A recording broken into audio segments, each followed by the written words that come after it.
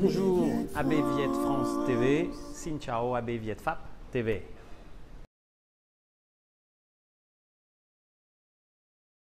Je m'appelle Thierry Mermet, j'ai 50 ans, je suis au Vietnam depuis 20 ans. J'ai été les 13 premières années à Hanoï, dans le nord du pays, et depuis 8 ans, je suis maintenant à Ho Chi Minh City, ex-Saigon, où sont installés les bureaux de ma société. Société Source of Asia, qu'on appelle SOA, que j'ai montée il y a 15 ans et qui depuis s'est beaucoup développée pour atteindre aujourd'hui 45 personnes.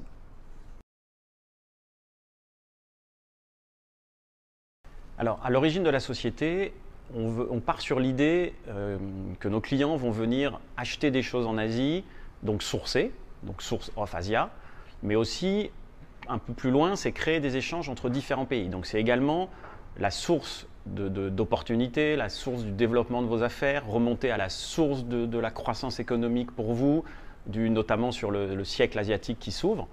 Et du coup, on est parti sur cette idée de Source of Asia. Et puis également, c'est un mot, que ce soit Source of Asia ou SOA, qui se prononce très facilement en anglais, en français, en vietnamien. Donc voilà comment on a choisi ce nom.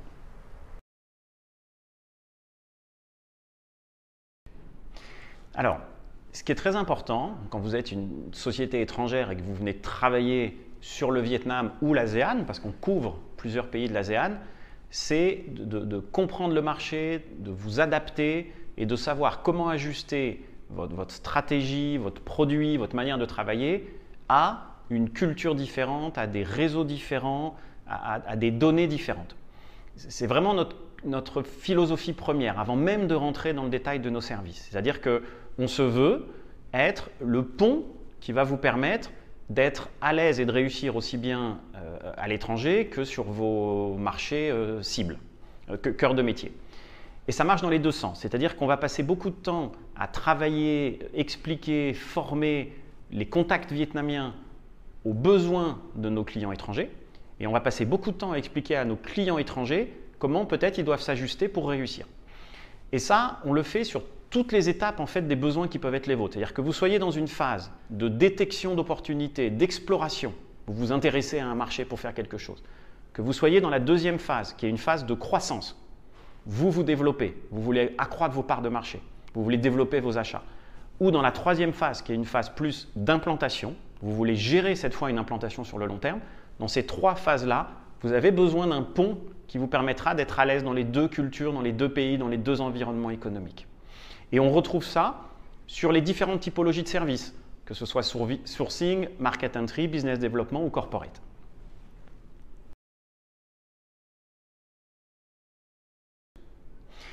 Alors, effectivement, quand on rentre un peu plus précisément dans le détail des solutions qu'on apporte à nos clients, il y a un pôle sourcing implantation industrielle. Vous, clients étrangers, cherchez un partenaire, un produit à fabriquer, à optimiser votre supply chain en Asie, on a des solutions pour vous aider. Bureau d'achat externalisé, identification de suppliers, etc. Deuxième typologie, vous êtes dans une réflexion de venir vendre un produit ou un service sur ces marchés. Donc, market diagnostic, ce qu'on appelle, recherche de distributeurs ou de partenaires et représentation commerciale sur le marché. Ça, c'est très important. On vous accompagnera tout au long de ces étapes. Troisième typologie de service, c'est ce qu'on appelle des services corporate. Vous voulez monter une filiale, vous voulez recruter quelqu'un, vous voulez mettre des employés en portage salarial que vous allez gérer à distance parce qu'ils seront hébergés chez nous. On peut également gérer de l'importation pour vous. Ça, c'est tous les services corporate. Et puis, il y a un quatrième type de service qu'on vient de lancer, et mademoiselle Nyung tout à l'heure vous en dira un petit peu plus, c'est ce qu'on appelle le market expansion, le outbound. C'est-à-dire qu'aujourd'hui, on vient même aider des sociétés locales, asiatiques, à se déployer à l'export, à définir une stratégie de croissance, et on les projette chez nos partenaires dans différents pays dans le monde. Donc vous voyez, on est toujours dans cette logique de comprendre votre besoin, votre problématique, et vous accompagner, vous tenir la main jusqu'à ce que vous soyez autonome, ou même on peut rester avec des clients pendant des années et des années, de manière à ce que vous assuriez une croissance solide à l'international et que ce ne soit pas juste du one-shot ou des coups d'épée dans l'eau sur des petites missions de prospection. Voilà. Je vais prendre 2-3 exemples qui expliquent un petit peu comment on fonctionne. Le premier, c'est le groupe français Cofel, qui est le leader sur les matelas, notamment la marque Epeda ou Danopilo, que vous connaissez sûrement. Ils sont venus nous voir il y a 3 ans avec une toute petite structure export. Et ils nous ont dit, Thierry, est-ce que le marché vietnamien est intéressant pour nous? Si oui, comment on peut rentrer? On a fait un petit diagnostic marché. On a ensuite sélectionné des distributeurs. On en a choisi 3 qu'on a qualifiés, qu'on a rencontrés, sans qu'EPEDA ait besoin de venir à ce moment-là. Puis on a fait une shortlist avec le meilleur. Le directeur export d'EPEDA est venu juste 2 jours à Saigon. Il a rencontré le distributeur qu'on avait mis en avant, ça s'est très bien passé. Le lendemain, il signait un contrat, il signait une première commande et il est reparti en France. Depuis, on représente la marque, c'est-à-dire qu'on fait le contrôle et le support de ce distributeur, on fait des store checks, on fait de la formation de vendeuses. Le directeur export d'EPEDA n'a jamais eu à revenir au Vietnam en 3 ans et on est aujourd'hui à 4 points de vente et des commandes qui augmentent. Voilà, ça montre un peu la rapidité avec laquelle vous pouvez vous déployer sur le Vietnam. Deuxième exemple, complètement autre chose, un grand groupe scandinave qui réalise plusieurs millions de dollars d'achats en déco, textile, mobilier sur l'Asie du Sud-Est chaque année. Ils avaient besoin d'avoir une structure qui est capable d'identifier les fabricants, de passer des commandes, de négocier les prix, de contrôler la qualité et d'exporter. Ils sont venus nous voir et en fait ce qu'on a fait c'est qu'on a dédié une partie de nos équipes formées sur les produits pour faire ce qu'on appelle du shopping et tout le suivi. Donc on est devenu leur bureau d'achat exclusif. Ça permet aux acheteuses et aux designers de ce groupe scandinave d'avoir un seul interlocuteur chez nous et de rayonner auprès aujourd'hui je crois d'une vingtaine de fabricants. Même en période Covid, j'y reviendrai un peu tout à l'heure, on a pu suivre toutes les commandes et les négociations chez les suppliers au nom du client. Et puis troisième exemple, c'est une société française, une start-up dans les réseaux sociaux qui nous a demandé d'externaliser ici toute la partie développement. Mais ils ne voulaient pas monter de filiale ou d'entité juridique. Donc on a fait le recrutement de leurs équipes sur des profils assez particuliers, personnes qui sont mises en portage salarial, qui sont hébergées dans nos bureaux, donc on peut les coacher et les surveiller, et on envoie chaque mois une facture de l'ensemble des services à cette holding française qui a du coup à disposition ici une équipe dédiée. Voilà, 3 exemples très concrètement d'accompagnement de société qu'on peut faire aujourd'hui sur l'ASEAN. Le Covid, déjà, au niveau du pays, du Vietnam, a été particulièrement bien géré. Je suis sûr que vous l'avez vu dans la presse, sur les informations. Tout le monde se demande comment le Vietnam, si près de la Chine, a réussi à contrôler aussi bien l'épidémie, puisqu'il y a très très peu de morts et seulement quelques milliers de cas depuis le début. En fait, ça s'explique par une réaction très rapide du gouvernement, avec des mesures sanitaires mises en place, avec beaucoup de contrôle, et un très fort respect, c'est dans la culture locale, collective, de ces mesures barrières. Moi, je l'ai vu au bureau avec tous mes employés qui ont réagi très vite et qui font très attention. Après, évidemment, il y a quand même un point négatif qui est que tout ça, ça se fait au prix de la fermeture forte des frontières. C'est-à-dire qu'aujourd'hui, pour venir au Vietnam, les autorisations sont très compliquées. Et puis quand vous arrivez, vous devez passer 15 jours dans une chambre d'hôtel complètement fermée avant de pouvoir circuler librement. Donc, nous, au niveau business, au niveau de notre activité dans la société, on a réagi très vite et puis on a essayé de se réinventer. Après tout, ce qu'on propose à nos clients tout le temps, c'est de la réactivité, c'est de l'adaptabilité, c'est de trouver des solutions. Donc dans cette période-là, c'est encore plus important qu'avant.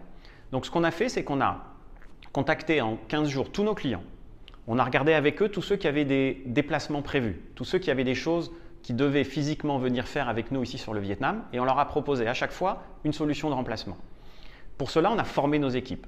C'est-à-dire qu'un chargé d'affaires qui devait peut-être juste trouver un contact vietnamien et le présenter à mon client, il s'est mis à aller vendre le service du client directement auprès de ce contact vietnamien. Donc moi j'ai la chance dans mes 45 employés d'avoir des gens dynamiques, d'avoir des gens réactifs, d'avoir des gens qui ont très bien compris la situation. Donc voilà, on les a formés. Je vais prendre un exemple.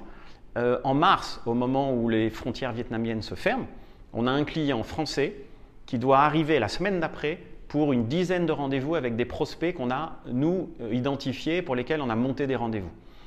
Évidemment, le client annule tout, c'est un peu la panique. Qu'est-ce qu'on fait? Les rendez-vous sont pris, c'est compliqué. Du coup, la personne de chez moi qui s'occupait du dossier a été formée. Elle est allée en rendez-vous avec un manager français de mon équipe. On a mené les rendez-vous depuis les clients vietnamiens en ligne avec notre client français.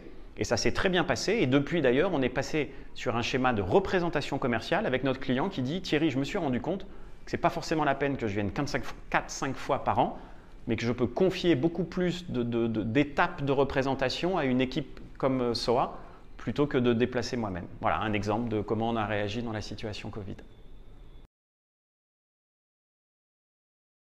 Alors effectivement, il ne faut pas s'arrêter à la situation de cette année avec le Covid et se dire que tout est à l'arrêt et qu'on ne peut rien faire. Ce serait une vision fausse de la réalité. Je viens d'ailleurs de vous expliquer juste avant comment on pouvait continuer avec des partenaires locaux à travailler sur le pays. Donc il faut prendre un peu de recul et un peu de hauteur. C'est-à-dire que clairement, les succès du Vietnam depuis 15-20 ans vont continuer. Le Vietnam sort même, c'est paradoxal, mais renforcé de cette crise. C'est-à-dire que ce qu'on appelle la China Plus One stratégie, délocaliser Chine pour venir vers le sud-est asiatique, l'accord de libre-échange entre l'Union européenne et le Vietnam, la croissance de la population au Vietnam, bientôt 100 millions d'habitants, une moyenne d'âge de 35 ans, une population qui est dynamique, bien formée, compétitive. Tous ces drivers-là, tous ces facteurs-là, ils vont rester. Le Vietnam, aujourd'hui, en 2020, connaîtra une croissance positive. Et à mon avis, il n'y a pas plus de demi-douzaine peut-être de pays au monde qui connaîtront une croissance positive. Les investissements étrangers vers le Vietnam sont très importants. Donc clairement, le Vietnam aujourd'hui devient un hub régional pour le sud-est asiatique et vous avez des facilités d'implantation et de développement assurées par le gouvernement. Il faut en profiter. Évidemment que c'est un pays assez compliqué en fait. Comme je dis souvent, c'est facile d'avoir envie de venir au Vietnam, c'est facile de faire une première mission ou de rencontrer un premier client ou de se dire je vais me lancer. C'est beaucoup plus compliqué de structurer, de grossir et d'assurer une croissance sur le long terme. C'est pour ça que des relais locaux comme nous, comme d'autres, sont essentiels parce que ce qu'il faut que vous compreniez, c'est que la manière dont on a monté SOA, la manière dont on a développé nos services, on a finalement passé exactement les mêmes étapes que vous allez passer en développant votre produit ou votre marque sur le pays. Donc on a connu des difficultés, on a connu des échecs, on s'est adapté, on a trouvé des solutions et finalement c'est cette expertise-là qu'on vient mettre à votre service pour essayer de vous faire gagner du temps et éviter les erreurs qu'on a pu avoir. Voilà. Alors clairement, on a fait beaucoup de choses depuis 10-15 ans, mais enfin on n'a pas pour ambition de s'arrêter là. On a, il faut être honnête, beaucoup de chance d'avoir été sur le Vietnam dans la période actuelle, parce qu'on est porté par le développement du Vietnam. C'est un pays, encore une fois, dynamique, il y a une énergie folle, il y a beaucoup d'optimisme. Donc on a réussi à structurer ça et à grossir. Maintenant, il y a beaucoup de choses moi, que j'ambitionne encore de faire. Je voudrais déjà monter encore plus en expertise, en qualification mes équipes, qui sont la clé de ce qu'on propose à nos clients. Donc d'aller vers des spécialisations secteurs encore plus qu'on l'a aujourd'hui, de monter en gamme dans les rendus et dans tout ce qu'on peut faire pour nos clients. On évolue également vers des schémas où on devient agent, distributeur commercial pour plusieurs clients, parce qu'on a une licence d'import et de facturation. Donc c'est vraiment être partie prenante de la réussite de nos clients. Je voudrais continuer à faire grossir l'équipe, à garder l'ambiance de travail qu'on a aujourd'hui et qui est, je trouve, la plus belle réussite de SOA. Et puis, il y a aussi un point très important, je l'ai évoqué tout à l'heure, c'est tout ce qu'on fait pour les clients étrangers, à les aider à venir sur l'ASEAN, on peut aussi le faire pour les clients vietnamiens qui vont à l'export. Souvent, ils manquent de stratégie, ils manquent d'outils, ils manquent de formation là-dessus, ils y vont un peu au petit bonheur la chance. Moi, je veux vraiment mettre en avant la qualité des produits et des services vietnamiens. Pour ça, il faut aussi les aider. Et donc, le lancement de ce nouveau département outbound est très important pour SOA. Et là, on aura vraiment réussi le pont entre les pays européens, les pays étrangers et le Vietnam, si on arrive à ce que sur ce pont, les clients passent dans les deux sens. Et donc, il y a une personne, mademoiselle Nyung, qui va vous dire quelques mots maintenant sur le pourquoi on lance le outbound et pourquoi on est persuadé que c'est important pour les sociétés vietnamiennes. Merci. Rất là sẵn lòng, mình tên là Tuyết Nhung và hiện đang là hỗ trợ chính cho dịch vụ giúp đỡ cho các doanh nghiệp Việt Nam xuất khẩu hàng hóa cũng như là mở rộng thị trường, mở rộng cái công việc buôn bán của mình ra thị trường nước ngoài.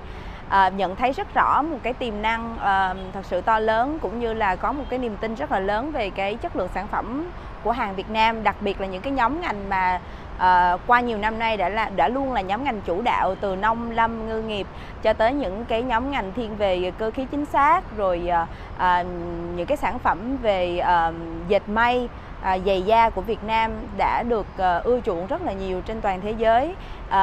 Thì cùng với cái kinh nghiệm hơn 15 năm trong lĩnh vực tư vấn hỗ trợ cho các doanh nghiệp đầu tư và xúc tiến thương mại tại Source of Asia, chúng tôi rất là sẵn lòng hỗ trợ cho các doanh nghiệp Việt Nam, những doanh nghiệp có một cái tầm nhìn mong muốn đẩy mạnh cái hoạt động xuất khẩu của mình ra thị trường các nước. Sở dĩ mà Source of Asia tự tin sẽ là một cầu nối cũng như một cánh tay đắc lực cho quý doanh nghiệp là bởi vì với một mạng lưới liên kết cùng với tất cả các đối tác ở những thị trường lớn như là thị trường châu Âu, thị trường Bắc Mỹ và thị trường châu Á, chúng tôi tự tin là có thể giúp đỡ cho các doanh nghiệp từ những cái công việc rất là đơn giản như là thực hiện khảo sát thị trường để nhận định tiềm năng thị trường. Song song đó, khi mà doanh nghiệp cần có nhu cầu tiến sâu vào thị trường hơn, ví dụ như là tìm hiểu về đối tác, thẩm định về hồ sơ năng lực của đối tác, thì chúng tôi ở thị trường các nước hầu hết là đều sẽ có những cái đối tác vô cùng uy tín, giúp đỡ cho các doanh nghiệp Việt Nam từng bước một tiến sâu vào thị trường và thiết lập mối quan hệ hợp tác với đối tác ở các thị trường một cách chặt chẽ, lâu bền hơn. Bên cạnh đó thì đối với những công ty Việt Nam đã có kinh nghiệm xuất khẩu ở thị trường các nước mà đang cần có nhu cầu tìm kiếm một đại diện thương mại hỗ trợ cho doanh nghiệp là cầu nối để làm việc chặt chẽ hơn với những nhà nhập khẩu cũng như những nhà phân phối ở thị trường nước ngoài, thì Source of Asia cũng có một đội ngũ nhân viên có khả năng sử dụng ngôn ngữ bản địa tại nước sở tại một cách rất là thuần thục, sẽ giúp cho các doanh nghiệp có thể làm tốt hơn công việc này, cũng như là đảm bảo một cái sợi dây liên kết chặt chẽ với các bạn hàng của mình ở thị trường các nước. Để có thêm thông tin chi tiết thì xin mời quý doanh nghiệp liên hệ với chúng tôi tại địa chỉ email tại nhung.dinh@sourceofasia.com, hoặc có thể trực tiếp gọi điện thoại cho tôi theo đường dây số điện thoại 84 là mã vùng của Việt Nam 0961 216 320. Và rất là cảm ơn sự chăm chú lắng nghe của toàn thể quý vị. A bientôt, AB Việt Pháp TV. Hẹn gặp lại AB Việt Pháp TV.